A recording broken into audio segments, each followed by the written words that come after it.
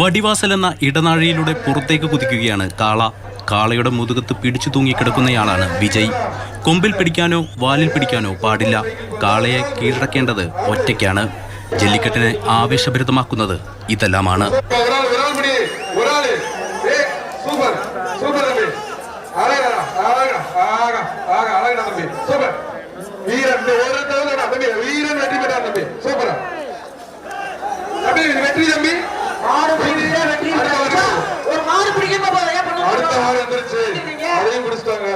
വിജയ്ക്ക് അപ്പോൾ തന്നെ സമ്മാനങ്ങൾ നൽകും. സൈക്കിളും മെത്തയും സ്വർണ്ണ നാണയവുമൊക്കെയാണ് സമ്മാനം. മികച്ച ജല്ലിക്കെട്ട് വീരന് ഇത്തവണ നൽകിയത് മുഖ്യമന്ത്രി MK സ്റ്റാലിന്റെ സമ്മാനമായ കാറാണ്. മികച്ച കർഷകന് ട്രാക്ടർ സമ്മാനമായി നൽകി. കാളയെ കീഴടക്കാനുള്ള ശ്രമത്തിനിടയിൽ നിരവധി പേർക്ക് പരിക്കേറ്റു. വീരപാണ്ഡി കട്ടബൊമ്മന്റെ കാലത്ത് തുടങ്ങിയതാണ് അളകാനെല്ലൂരിലെ ജല്ലിക്കെട്ടെന്നാണ് ചരിത്രം. ഇന്നും പാരമ്പര്യവും തനിമയും ചോരാതെയാണ് മത്സരങ്ങൾ സംഘടിപ്പിക്കുന്നത്.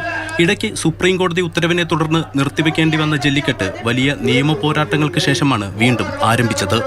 ജല്ലിക്കെട്ടിനായി തമിഴ്നാട് സർക്കാർ 65 കോടി രൂപ ചെലവഴിച്ച് പുതിയ സ്റ്റേഡിയം നിർമ്മിച്ചിട്ടുണ്ടെങ്കിലും പാരമ്പര്യം നിലനിർത്താൻ സ്ഥിരം വേദിയിൽ തന്നെയാണ് മത്സരങ്ങൾ നടന്നത്.